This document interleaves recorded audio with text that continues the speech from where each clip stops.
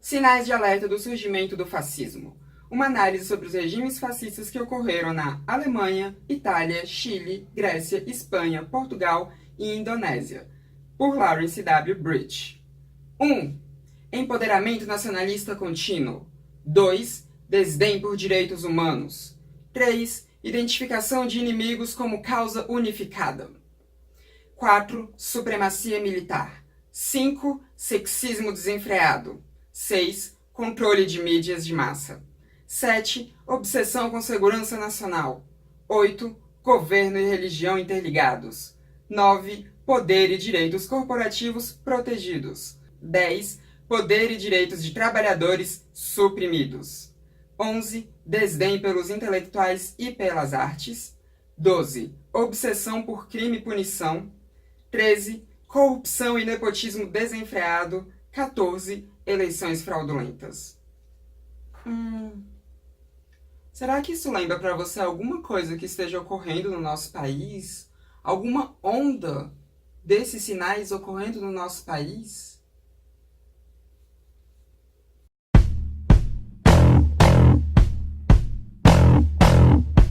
Oi, gente, tudo bom? Então, né, comigo tá tudo uma merda e imagino que com vocês também, porque hoje é terça-feira, 2 dias depois do resultado das eleições aqui no Brasil. Das eleições de segundo turno aqui no Brasil, onde nós elegemos Jair Messias Bolsonaro como nosso presidente. Quer dizer, nós não, porque eu não votei nele de jeito nenhum, né? É meio óbvio isso. Eu fiquei meio ausente esses dias justamente por causa das eleições, porque depois do resultado do primeiro turno, eu fiquei oscilando entre o estado depressivo de ficar deitada na minha cama sem conseguir sair dela e uma gana absurda por política, onde eu tava o tempo todo lendo e discutindo sobre política com todo mundo. Então, isso meio que me tirou bastante das energias pra gravar vídeo. Eu não tava conseguindo gravar vídeo. O último vídeo que vocês viram, eu tinha gravado ele, ó, há meses. Eu não sei como eu consegui editar, porque minha cabeça tava uma loucura mesmo. Mas, por incrível que pareça, depois das eleições de domingo, depois que eu assisti aquele resultado desastroso das eleições de domingo, eu não fiquei depressivo. Eu achei que eu ficaria, mas não, eu fiquei com raiva. Com muita raiva e muita vontade de brigar. Motos. Eu imagino que muitos de vocês tenham acompanhado o que tem acontecido desde o primeiro turno, ou melhor, desde antes do primeiro turno das eleições, até o que aconteceu no domingo, e culminou naquela coisa absurda que foi a comemoração da vitória do Bolsonaro. Se você estiver acompanhando as notícias, você deve estar sabendo que houveram crimes cometidos pelos eleitores do Bolsonaro. Não por todos os eleitores do Bolsonaro, obviamente, mas por alguns eleitores do Bolsonaro. Esses crimes culminaram na morte de 3 travestis, até onde eu sei, 3 das minhas. Culminaram na morte de um homem gay, até onde eu sei. E culminaram na morte de um mestre capoeirista. E também na morte de um rapaz que estava numa carreata pró-Haddad. Essas são as mortes que eu sei. Pode ser que tenham mais, né? Porque de domingo pra cá, aconteceram mais tantas coisas que eu nem tô conseguindo digerir direito essas informações. Eu nem tô conseguindo receber direito essas informações, porque é muita coisa mesmo. Acontece que durante a comemoração, né, da vitória do Bolsonaro, muitos eleitores dele foram às ruas para comemorar. E uma parte desses eleitores resolveu comemorar atirando por aí. Então teve muitas cenas que a gente viu de pessoas andando nas ruas armadas e muitos lugares onde muita gente ouviu tiros e filmou gente atirando. Nós tivemos umas coisas muito bizarras acontecendo. Isso culminou na morte de uma criança de 8 anos, que foi, enfim, um tiro acidental. Eu coloco bem entre aspas esse acidental, porque acho que quando uma pessoa pega uma arma com a intenção de comemorar a candidatura de um político, ela tá assim assumindo o risco de acabar acertando alguém, né? Mas enfim, rolou um tiro acidental aí que matou uma criança de 8 anos por um cara que tava comemorando a eleição do Bolsonaro, a candidatura do Bolsonaro, na verdade, né? O ganho da candidatura dele. E teve muitos outros casos, tipo, só em Sergipe foram 8 pessoas mortas por bala nessa madrugada de domingo para segunda-feira, durante as comemorações pela vitória do Jair Messias Bolsonaro. Nós tivemos várias ocorrências de ameaças, inclusive o Facebook estava cheio de gente ameaçando LGBT o tempo inteiro, né? Teve um cara que postou foto dele com um cacetete na mão, perguntando se já podia sair batendo em viado, em nordestino, em negro. Teve gente que postou foto segurando uma arma, escrito que a gente vai se ferrar, né? As petistas safadas vão se ferrar. Teve gente, inclusive, que foi no meu Facebook me chamar de petista safada. Como se isso fosse xingamento, né? Porque, enfim, as duas coisas são adjetivos excelentes. Teve muitas ameaças mesmo, muita gente ficou com muito medo. Tiveram alguns casos de suicídio de pessoas que realmente estavam aterrorizadas, porque essa ameaça contra nós LGBTs, contra direitos de mulheres, contra pessoas negras, tem crescido no nosso país há muito tempo e sob a figura do Bolsonaro. Não adianta dizer que ele não é racista, que ele não é machista, que ele não é homofóbico, porque ele já deu várias declarações racistas, machistas e homofóbicas. E ele, inclusive, já falou que se visse dois homens na rua se beijando, ele iria descer porrada, né? Então, assim, o discurso dele é esse. E foi isso que levou ele a ter um eleitorado grande. Uma boa parte das pessoas que votou nele foi por causa disso. Não adianta mentir dizendo que não, até porque teve gente falando que agora a gente iria morrer. Nossa. Em Manaus também teve um bar que é muito frequentado por LGBTs que foi alvejado com tiros, né? Um cara passou num carro atirando nesse bar. Felizmente ninguém ficou ferido, até onde eu sei. Ele acertou os tiros, acabou acertando mais na própria estrutura do bar e em carro que estava estacionado lá próximo. Então, felizmente ninguém, até onde eu sei, se machucou nessa rajada de tiros que esse cara deu. Tiveram muitas agressões, tanto por parte da polícia quanto por parte de civis. Chegou até a mim notícia de um gay que foi morto por eleitores do Bolsonaro. Eu não sei exatamente a veracidade dessa notícia, porque, enfim, foi muita coisa chegando. Muitas coisas depois se confirmaram em matérias e outras eu não vi matéria ainda sobre. Nossa, foi muita coisa. Muita coisa mesmo. Aqui em Brasília tiveram alguns focos, principalmente em cidades satélites, de gente atirando por aí, comemorando. Ai, gente, foi uma noite muito bizarra mesmo. Lembra o vídeo que eu fiz sobre The Purge? Se você não assistiu esse vídeo, ele vai estar no izinho aqui em cima. E nesse vídeo eu falei, né, sobre a política do Bolsonaro de querer dar salvo-conduto para a polícia matar, né? Dar carta branca para a polícia matar. E ele falou isso, tá, gente? Ele falou que faria isso. E eu falava sobre essa medida, né, de dar carta branca para a polícia matar e fazer um paralelo com The Purge. E falava sobre como no Brasil a polícia já mata bastante, né? A gente tem a polícia que mais mata e que mais morre no mundo. E não sei, né? As notícias que eu vi do que aconteceu de domingo pra segunda eram assim, tipo... Parecia que eu tava vendo cena de The Purge, gente, porque você tá vendo civis andando armados na rua. Era muito bizarro mesmo. E como consequência disso, muitas pessoas estão com medo. E eu diria que as pessoas têm razão de estarem com medo. Medo de sair na rua, medo de demonstrar o seu afeto em público. Medo esse que a gente já tinha, mas agora tá muito maior. Eu acho que quase todas as pessoas que eu conheço na verdade, todas as pessoas que eu conheço e que eu mantenho uma relação, elas estão com medo. Tá todo mundo com medo. Todo mundo com medo mesmo. Principalmente quem é LGBT. E a coisa tá realmente feia. E o nosso medo não é exatamente do Bolsonaro criar uma lei de caça às pessoas LGBTs, de, sei lá, dar recompensa por pessoas LGBTs, de tornar institucional o crime contra pessoas LGBTs. Não é esse o nosso medo. O nosso medo é justamente de acontecer o que já está acontecendo, que é pessoas se sentirem legitimadas para matar LGBTs depois que a gente elegeu esse cara. E esse medo é um medo muito real, porque, como eu disse, a coisa já está acontecendo. Não é de hoje que está acontecendo, e no domingo culminou em muita mais coisa absurda. A gente vem sendo ameaçado há muito tempo. Basta você ir na página da Pablo Vittar e ler os comentários do post no Facebook em que ela falou que não vai sair do Brasil. Porque ela nunca disse que iria sair do Brasil, não, tá, gente? Isso foi fake news, ela nunca falou isso, não. E tinha um monte de gente desejando a morte dela, um monte de gente falando que era pra ela se matar. A coisa foi feia.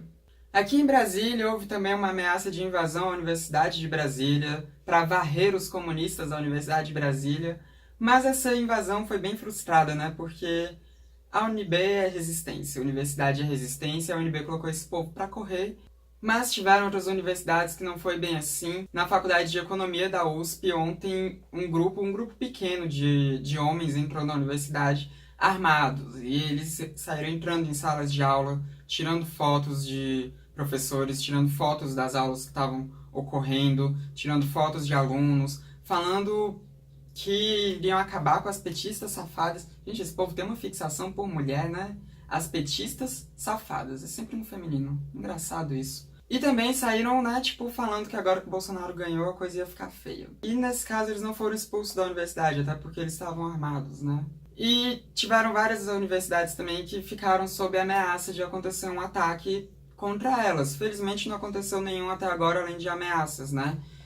Ameaças tanto virtuais quanto ameaças presenciais, né? Como o caso desses caras que entraram na universidade armados. E esse é um reflexo que a gente que estava lutando contra a candidatura do Bolsonaro, a gente já sabia que isso iria acontecer, porque as pessoas já estavam dizendo que isso iria acontecer, os eleitores dele já estavam dizendo que isso iria acontecer, e o próprio Bolsonaro inflamava esse discurso o tempo todo, principalmente nos últimos dias de campanha, quando ele falou que iria acabar com os vermelhinhos, né, do Brasil, que era pra gente escolher o exílio ou a prisão.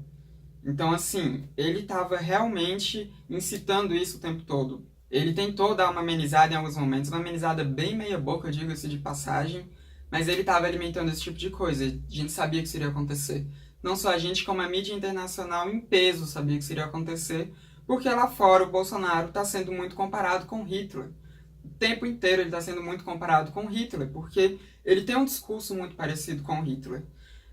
E muito parecido com, enfim, outros regimes fascistas que eu citei aqui para vocês. Ele tem um discurso de culpabilização de grupos minoritários quanto à degradação do país, né? Ele culpa LGBTs pela degradação do país, ele culpa os indígenas pela degradação do país, quilombolas.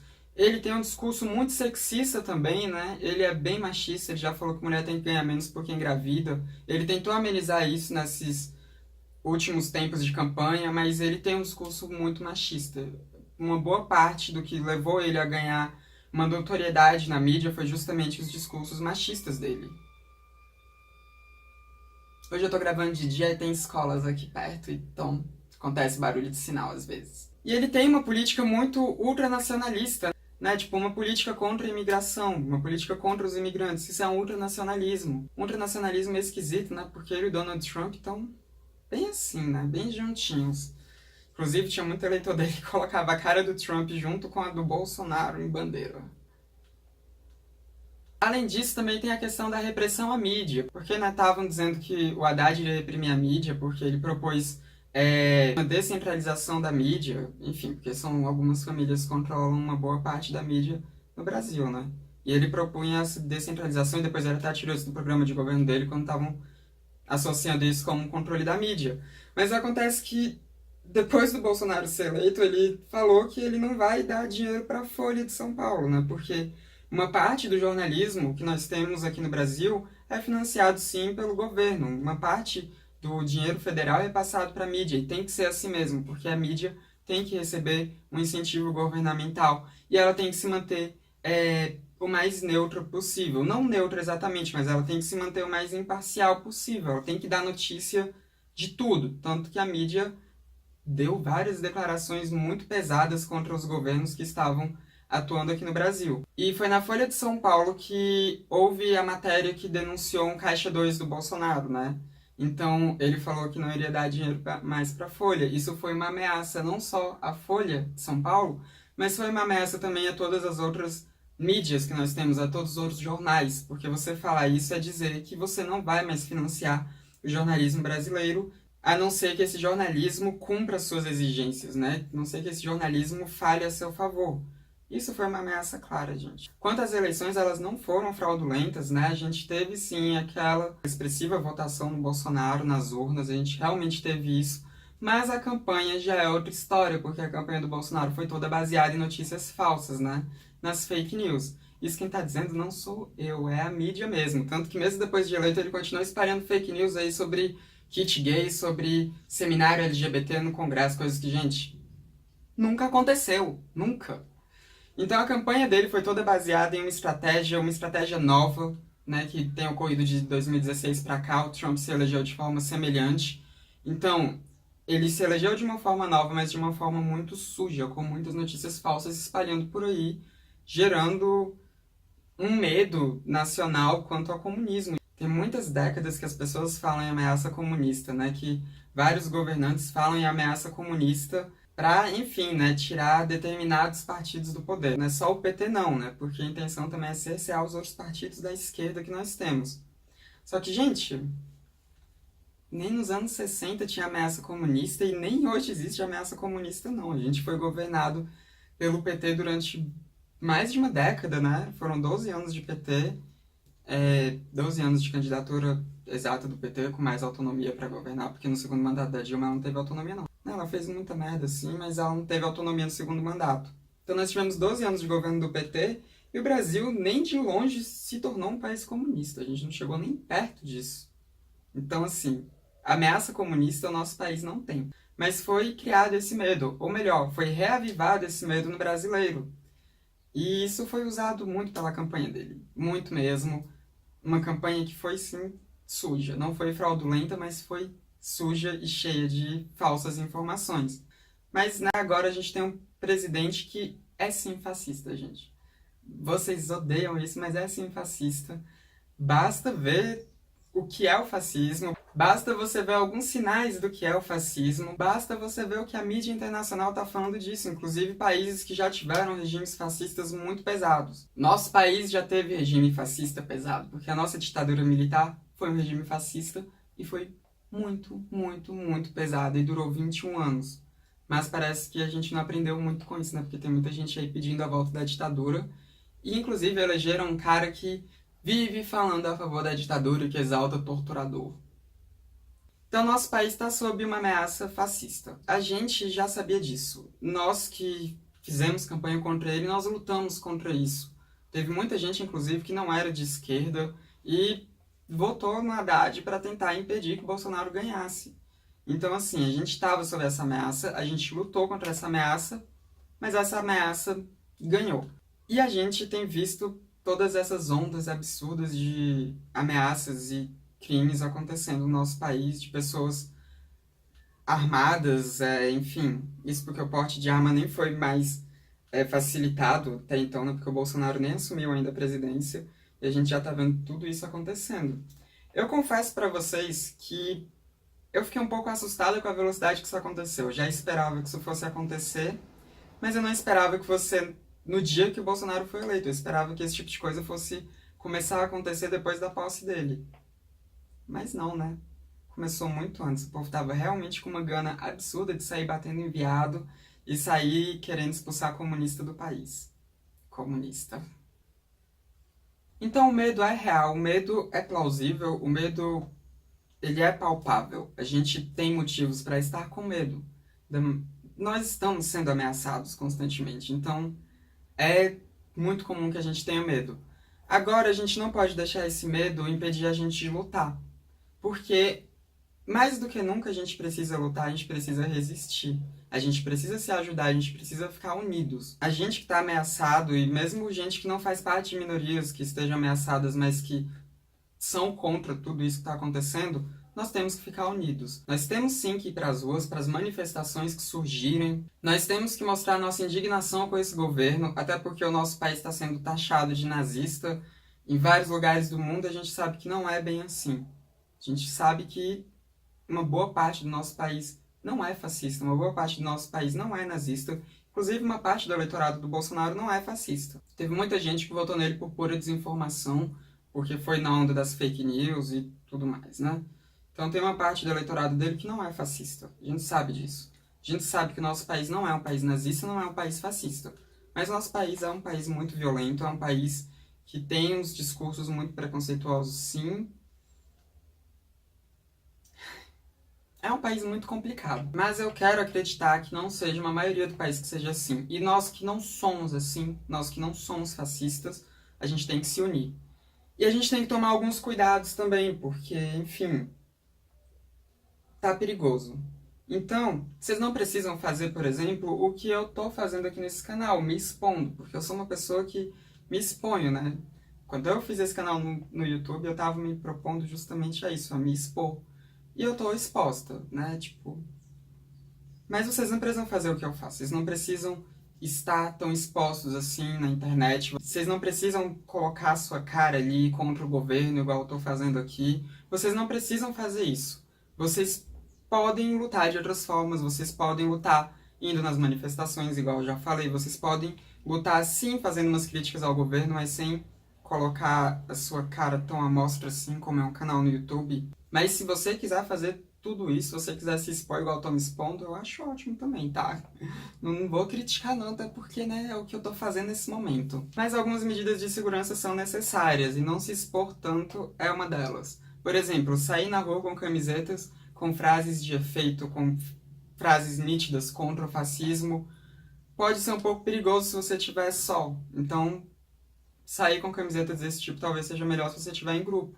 Gente, eu tô aqui mais uma vez falando pra vocês não fazerem algo que eu faço.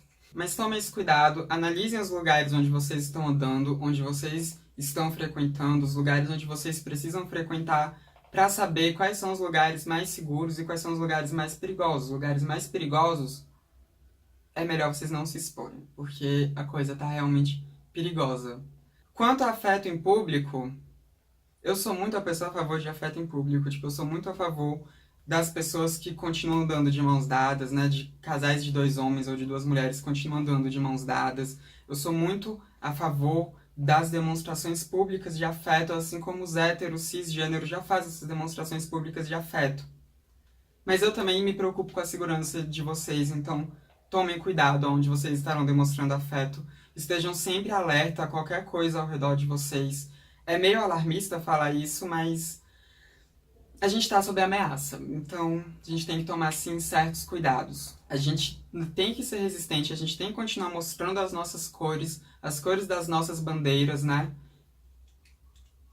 E a gente tem, sim, que continuar na luta, mas a gente tem que se manter vivos também. Então tome muito esses cuidados. Se vocês perceberem que alguém está seguindo vocês, seja dentro de metrô, ônibus, enfim, você percebeu que tem alguém te olhando muito, alguém que está se aproximando de você de uma forma meio suspeita, sai desse lugar, sabe? Tipo, sai, é um ônibus, desce na próxima parada e pega o próximo ônibus, sabe?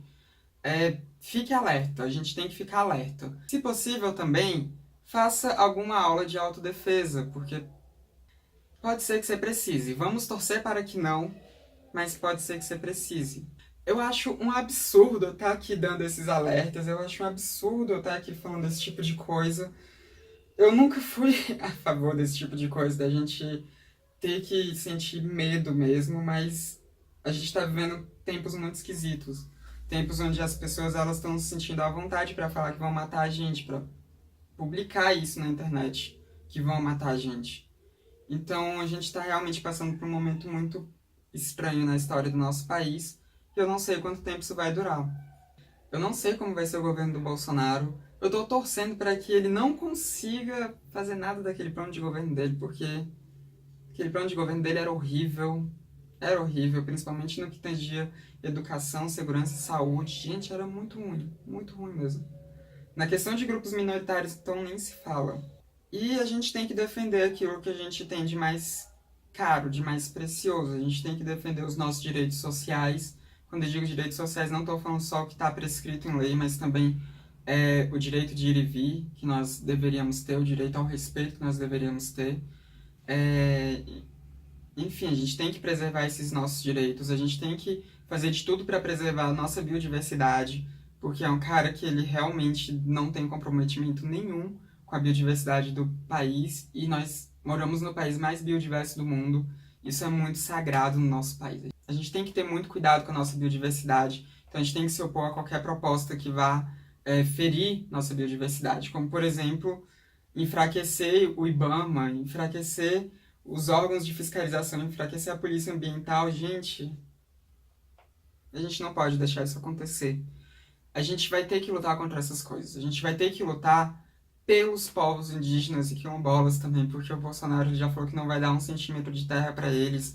E na madrugada de domingo para segunda-feira, a gente teve aldeias indígenas sendo atacadas. A gente teve acampamentos do MST também sendo queimados e sendo alvejados com tiros. A gente teve uma escola e um posto de saúde que atendiam a comunidade indígena sendo queimado, sabe? Então a gente tem que lutar contra essas coisas, tanto contra as coisas que o Bolsonaro pode fazer, quanto as coisas em que o discurso do Bolsonaro incita. Então a gente vai ter que ser resistência, a gente vai ter que lutar, mas a gente vai ter que se preservar também. Então tome todos os cuidados necessários para que você continue viva, vivo e bem, né? Para que você não seja agredida ou agredido, mas também tome as medidas necessárias para que todo esse retrocesso passe o mais breve possível, para que a gente não tenha tanta perca de direitos como parece que nós teremos. Enfim, vamos à luta, vamos resistir.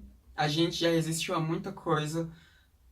Nós que somos LGBTs, mulheres, tanto mulheres cis como mulheres trans, negros, indígenas, enfim, nós já resistimos a muitas formas de opressão na história do nosso mundo, na história do nosso país. E nós vamos resistir a isso também.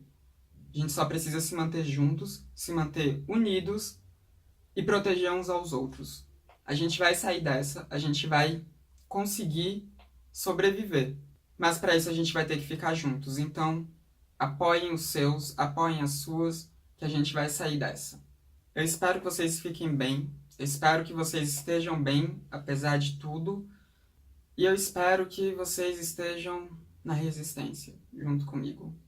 Junto com todas as outras pessoas que estarão aí lutando contra a ascensão fascista no nosso país. Até a próxima.